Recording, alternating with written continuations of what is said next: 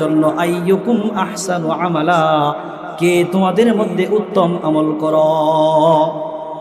তাহলে এতটুকু দ্বারা বোঝা গেল মৃত্যু সকলেরই মৃত্যুবরণ করতে হবে। কথা বলেন ঠিক কিনা?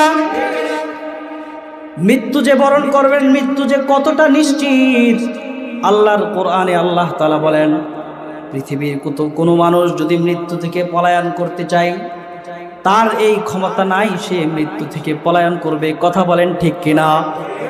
যেমন আল্লাহ তাআলা বলেন, কুল ইন্নাল মাউতাল্লাযী তাফিররুনা মিনহু ফাইন্নাহু মুলাকীকুম সুম্মা তুরাদ্দুনা ইলা আলিমিল গায়বি ওয়াশ শাহাদা ফায়ুনাব্বিউকুম বিমা কুনতুম তা'মালুন। আল্লাহু আকবার বলেন।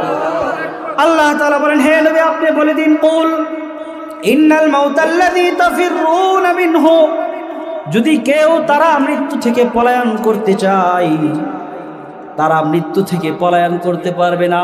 সে যেখানেই থাকবে মৃত্যু সেখানেই তার সাথে মোলাকাত করবে। আর সর্বশেষ তাকে ফিরে যেতে হবে যার কাছে দৃশ্য এবং অদৃশ্যের জ্ঞান আছে। তিনি কে বলেন? মৃত্যু থেকে বাঁচার কোনো উপায় নাই। আল্লাহ তাআলা কোরআনে হাকিমের অন্য আয়াতে বলেন, আইনামা তাকুনু ইউদরিকুমুল মাউত ওয়ালাউ কুনতুম ফি বুরুজিম মুশাইয়াদা। যদি কেউ বিরাট এক মজবুত প্রাচীর নির্মাণ করে, যদি প্রাচীর নির্মাণ করে সেই প্রাচীরের ভিতরে সে অবস্থান করে, মৃত্যু সেখানেও তাকে ধরে ফেলবে, মৃত্যু থেকে কেউ বাঁচতে পারবে না। আমি আপনি তো সাধারণ মানুষ, আমার আপনার হিসাব তো পরে পৃথিবীতে যারা প্রতাপশালী ছিল। এই জন্য আল্লামা রুমি রহমতুল্লাহি আলাইহি বলেন, কুজা ফিরআউন, কুজা নমরুদ, কুজা সুদহামানি, কুজা মূসা, কুজা ঈসা, কুজা তখতে সুলাইমানি।